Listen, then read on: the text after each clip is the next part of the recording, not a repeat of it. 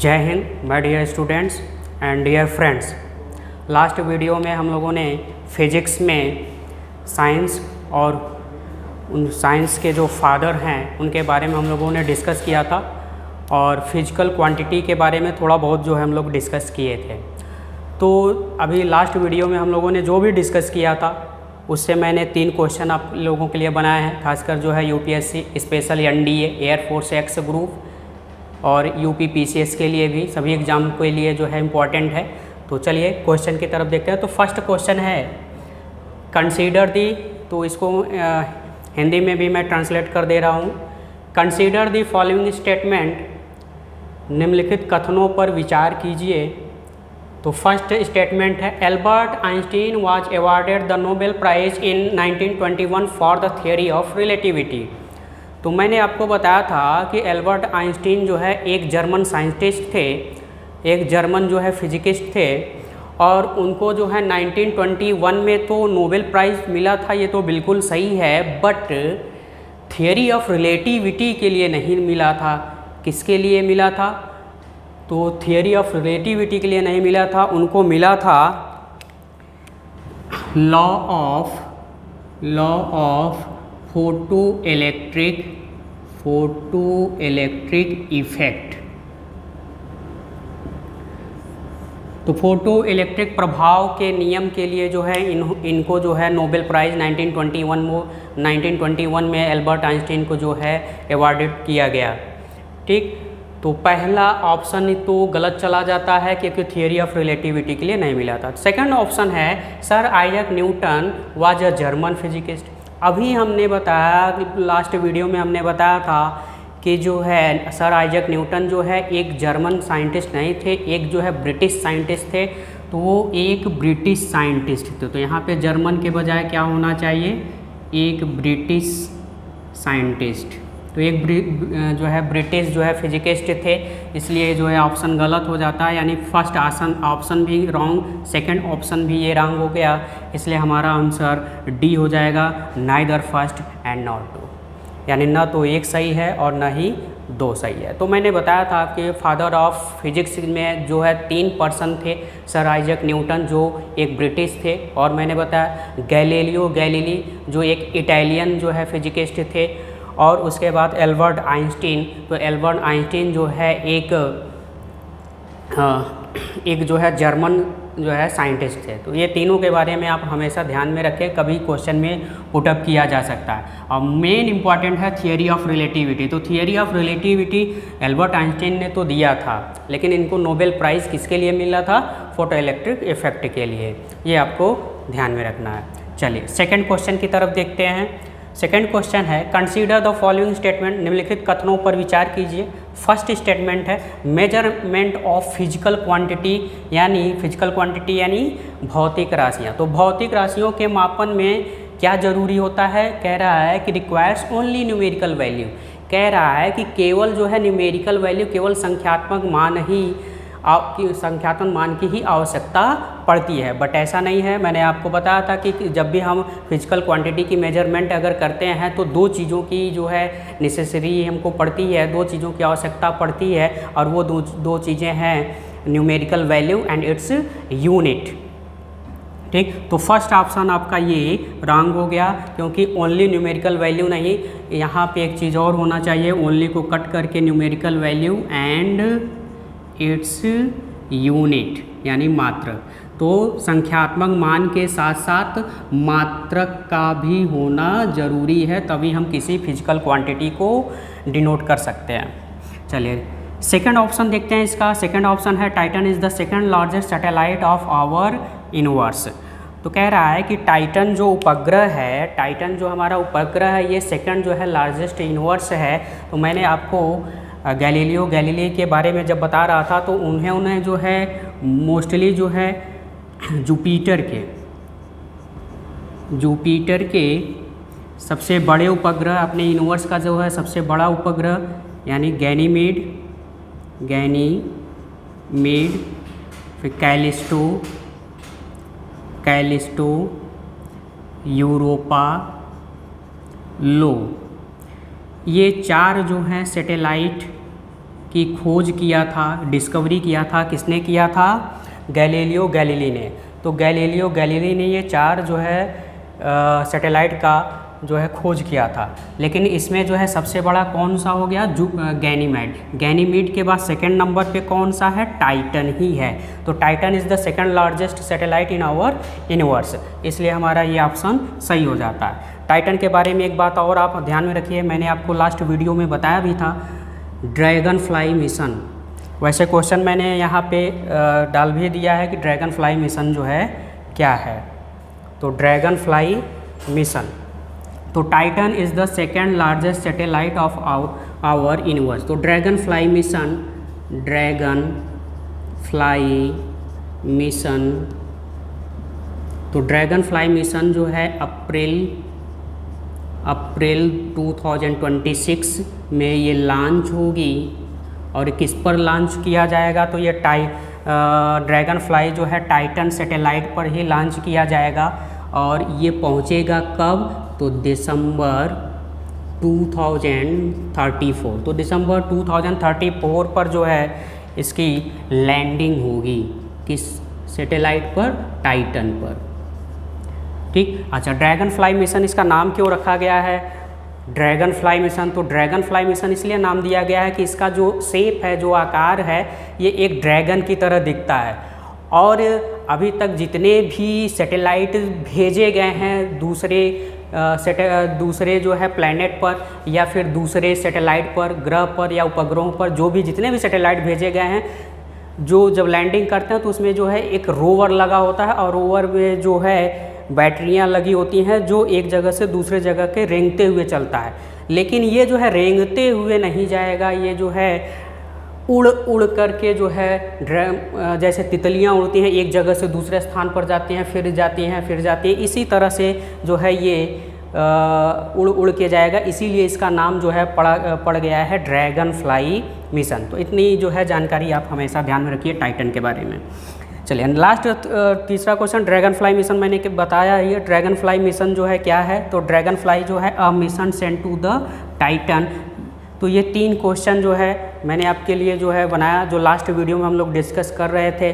हमेशा की तरह जब भी कोई फिजिक्स का वीडियो बनेगा तो पहले हम क्वेश्चन करेंगे, पुटअप करेंगे based NDA, specially NDA, air force, UPSC and state government PCS. चलिए नेक्स्ट टॉपिक हम लोग डिस्कस कर रहे थे पिछले वीडियो में, मेजरमेंट ऑफ फिजिकल क्वांटिटी।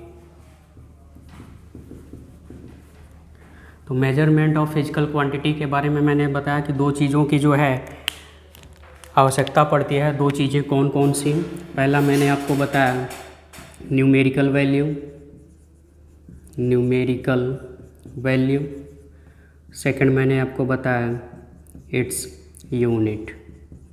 तो इसका मात्रक और न्यूमेरिकल वैल्यू, इन 2 चीज़ों की आवश्यकता हम लोग जो है पिछले वीडियो में डिस्कस कर चुके हैं। अब आगे चलते हैं। फिजिकल क्वांटिटी जो है 2 टाइप की होती हैं। There are 2 types of physical quantity. Physical quantity कौन कौन से 2 टाइप हो गए? तो फर्स्ट हो गया आपका फंडामेंटल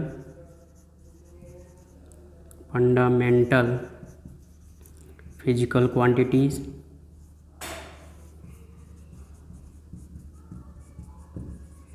तो फंडामेंटल फिजिकल क्वांटिटी, जिसको हम हिंदी में बोलते हैं मूल भौतिक राशियाँ।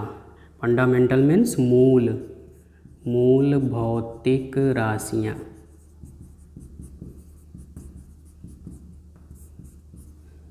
तो फंडामेंटल फिजिकल क्वांटिटी क्या हो गया? तो फंडामेंटल फिजिकल क्वांटिटी का मतलब हो गया कि जो किसी दूसरे फिजिकल क्वांटिटी पर डिपेंड ना करे, यानी विच डज नॉट डिपेंड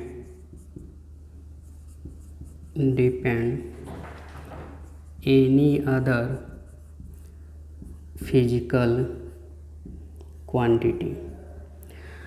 तो जो किसी दूसरे फिजिकल क्वांटिटी पे, जो किसी दूसरे भौतिक राशि पर डिपेंड नहीं करता है, उसे हम बोलते हैं फंडामेंटल फिजिकल क्वांटिटी। जैसे लेंथ लंबाई, मास द्रव्यमान, टाइम समय, इलेक्ट्रिक करंट वैद्युत धारा, ये सभी राशियां जो है किसी दूसरे भौतिक राशियों पर, किसी दूसरे अदर जो है फिजिकल क्वांटिटी पर डिपेंड नहीं करती हैं। तो ऐसी फिजिकल क्वांटिटी को हम क्या बोलते हैं? Fundamental physical quantity. ठीक। सेकंड है डेराइव्ड फिजिकल क्वांटिटीज। तो सेकंड हो गया आपका डेराइव्ड फिजिकल क्वांटिटी, जिसे हम बोलते हैं व्युत्पन्न भौतिक राशियाँ।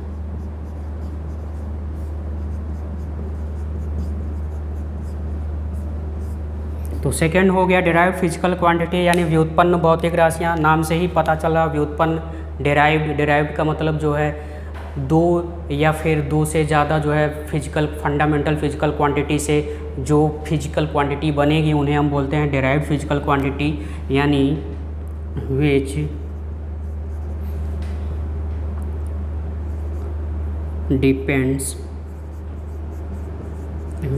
डिपेंड्स टू और मोर फिजिकल क्वांटिटीज, यानी दो या दो से अधिक भौतिक राशियों पर जो डिपेंड करती हैं उनको हम बोलते हैं डेराइव्ड फिजिकल क्वांटिटी यानी व्युत्पन्न भौतिक राशियाँ। जैसे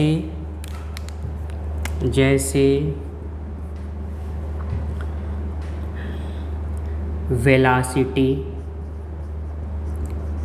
तो वेलासिटी किस पर डिपेंड करता है आप लोग जानते हैं। तो वेलासिटी यानी डिस्प्लेसमेंट बाय टाइम, यानी दो जो है फिजिकल फंडामेंटल क्वांटिटी, दो फिजिकल क्वांटिटी पर डिपेंड करेगा। एक तो आपका डिस्प्लेसमेंट और एक जो है टाइम। तो टाइम और डिस्प्लेसमेंट पर डिपेंड करता है वेलासिटी। और वॉल्यूम, तो वॉल्यूम यानी आयतन। तो आयतन जैसे यानी लेंथ होती है, ब्रेड्थ होती है, हाइट होते हैं यानी लंबाई, चौड़ाई और ऊंचाई। ये तीन जो है फिजिकल क्वांटिटी पर डिपेंड करता है, इसलिए इसको हम क्या बोलेंगे? Derived physical quantity. फोर्स,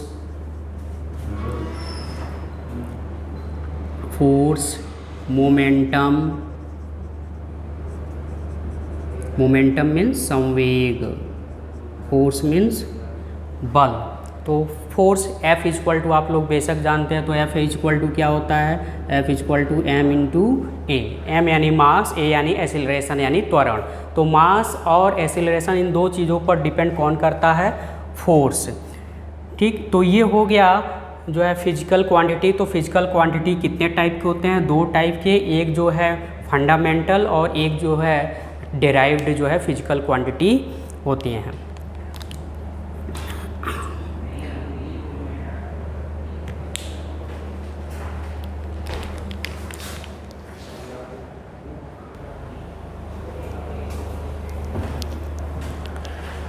चलिए नेक्स्ट हम बात करते हैं टॉपिक सिस्टम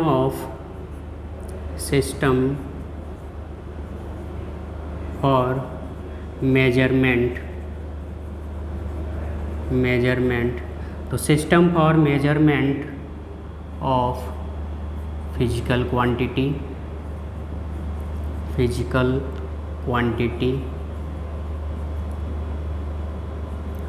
तो भौतिक राशियों के मापन में कौन कौन सी पद्धतियां हैं जो हम फिजिकल क्वांटिटी को मेजरमेंट करते हैं, मापन करते हैं।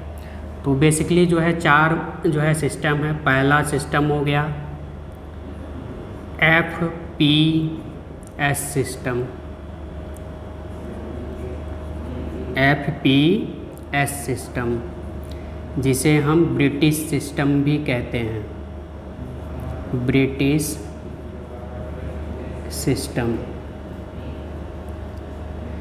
तो FPS को जो है हम ब्रिटिश सिस्टम भी कहते हैं। तो ये ब्रिटिश यानी इंग्लैंड से आया हुआ जो है एक सिस्टम है, जिसमें मूलतः जो है यानी पहले जो सिस्टम होते थे लेंथ, मास एंड टाइम, केवल इन्हीं के बारे में जो है फंडामेंटल यूनिट बनी थी, फंडामेंटल जो है क्वांटिटी थे। तो फंडामेंटल केवल क्वांटिटी केवल 3 को ही रखा गया था। तो ये लेंथ को किसमें मेजर करते थे? फुट में, ठीक।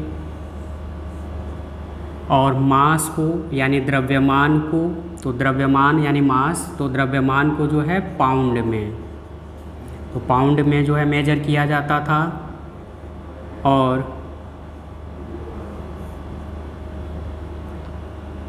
और जो टाइम है, टाइम को जो है हम सेकंड में डिनोट करते थे, सेकंड। तो ये जो है फंडामेंटल क्वांटिटीज़ के जो है फंडामेंटल यूनिट हो गए, यानी मूल मात्रक हो गए, ठीक। तो लेंथ को यानी लंबाई को फुट में, द्रव्यमान को पाउंड में, और समय को यानी टाइम को सेकंड में जो है मेजर किया जाता था। तो ये था फर्स्ट सिस्टम यानी FPS सिस्टम, जिसे हम ब्रिटिश सिस्टम भी कहते हैं। सेकंड है CGS सिस्टम,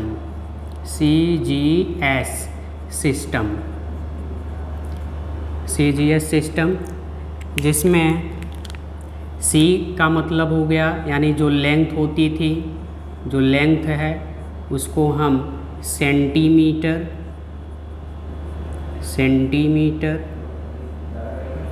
तो सेंटीमीटर में मेजर करते थे। जो G है यानी मास को यानी द्रव्यमान को हम ग्राम में डिनोट करते थे,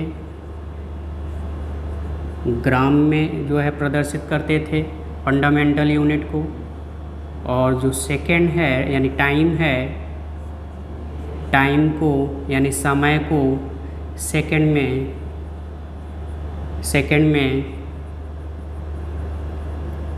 सेकंड में डिनोट किया जाता था फंडामेंटल यूनिट्स को। तो जितने भी फंडामेंटल फिजिकल क्वांटिटी होते थे उनको, यानी C का मतलब हो गया सेंटीमीटर, G का मतलब हो गया ग्राम, और S का मतलब हो गया सेकंड में जो है उनको प्रदर्शित करते थे, इंडिकेट करते थे। थर्ड जो है सिस्टम आपका MKS सिस्टम।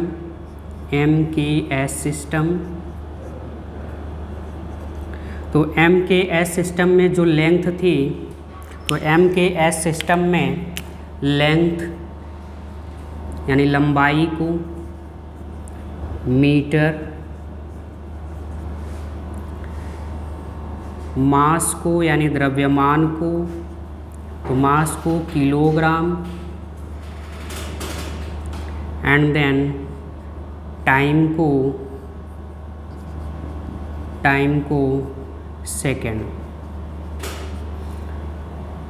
तो ये हो गई तीसरी पद्धति, यानी पहली पद्धति FPS, दूसरी सिस्टम हो गई CGS system, and third system is MKS system. And last चौथा सिस्टम था SI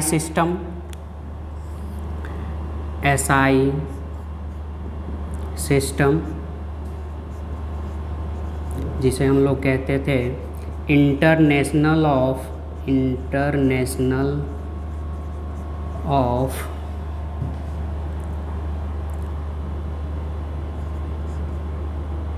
स्टैंडर्ड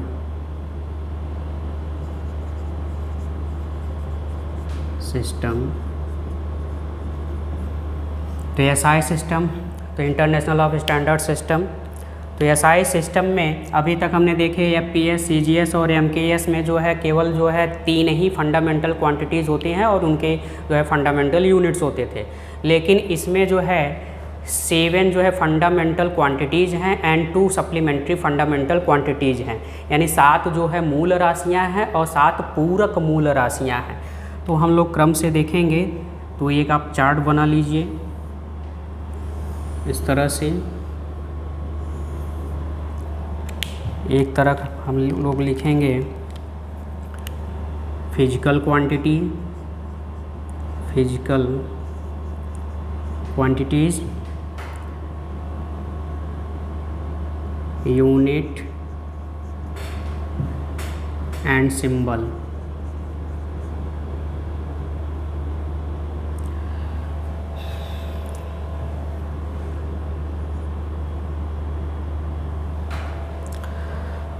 तो एसआई सिस्टम में 7 जो हैं मूल राशियां हैं। तो एक तरफ आप फिजिकल क्वांटिटी यानी भौतिक राशियां और उनका मात्रक और उनको हम जो है किस सिंबल में जो है डिनोट करते हैं। तो ये 7 मूल राशियां कौन कौन सी हैं?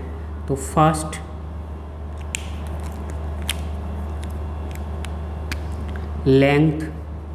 लेंथ सभी में कॉमन था। तो लेंथ की यूनिट यानी लंबाई की यूनिट क्या है? मीटर।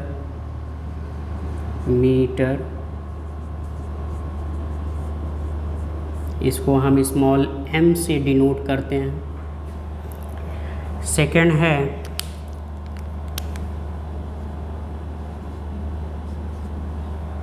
तो सेकंड हो गया आपका मास यानी द्रव्यमान।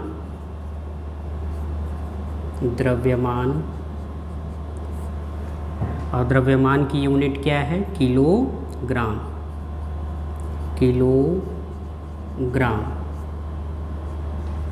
यानी शॉर्ट में हम लिखते हैं किग्रा। और इसको स्मॉल kg से डिनोट करते हैं। थर्ड है हमारा टाइम, फंडामेंटल क्वांटिटी टाइम यानी समय। तो समय का हो गया सेकेंड। तो सेकेंड सभी में कॉमन था, सेकेंड। और स्मॉल s से डिनोट करते हैं। फोर्थ है टेम्परेचर, तो थर्मल टेम्परेचर या ताप, ताप। तो इसकी यूनिट हो गई केल्विन।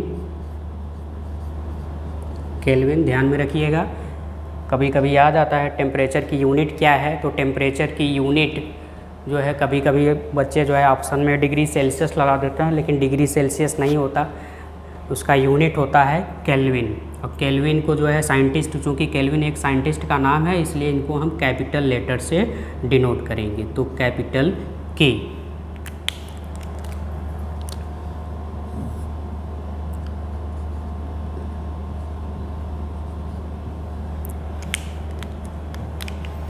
पांचवा है इलेक्ट्रिक करंट यानी वैद्युत धारा,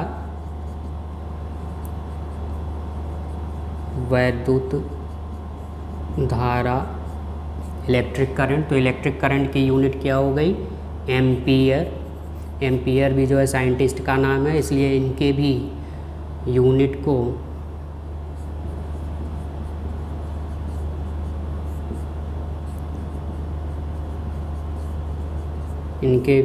को कैपिटल लेटर A से डिनोट करते हैं। 6 है हमारा ल्यूमिनस इंटेंसिटी।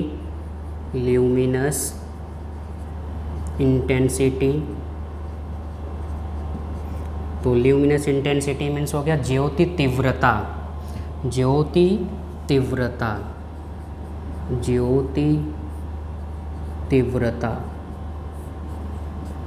तो ज्योति तीव्रता की यूनिट हो गई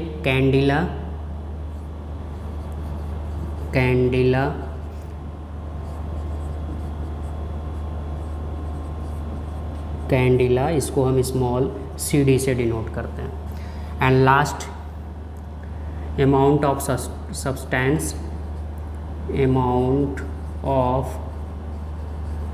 सब्सटेंस यानी पदार्थ की मात्रा।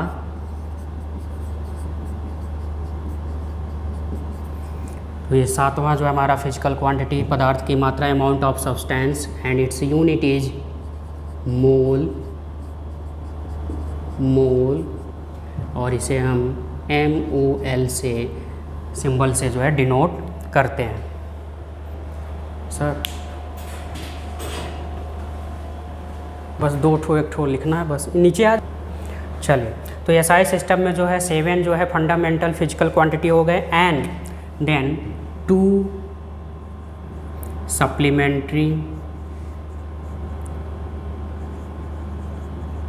सप्लीमेंट्री फिजिकल क्वांटिटी भी होते हैं, फिजिकल क्वांटिटी। तो 7 जो है fundamental physical quantity and 2 supplementary physical quantity, यानी 2 जो हैं पूरक मूल भौतिक राशियाँ होती हैं।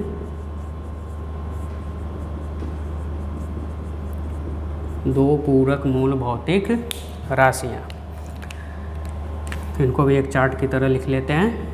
इस तरह से आप चार्ट बना लीजिए। एक तरफ आप रिटेन करिए फिजिकल क्वांटिटी,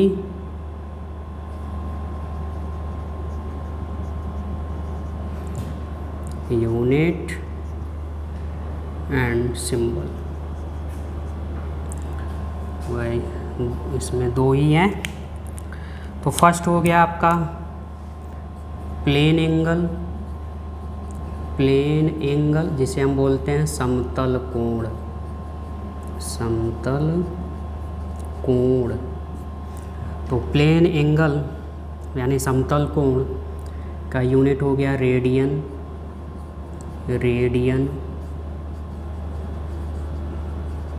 और इसे हम स्मॉल r से डिनोट करते हैं। तो सेकंड हो गया सॉलिड एंगल जिसे हम बोलते हैं घन कोण, और इसका यूनिट हो गया रेडियन।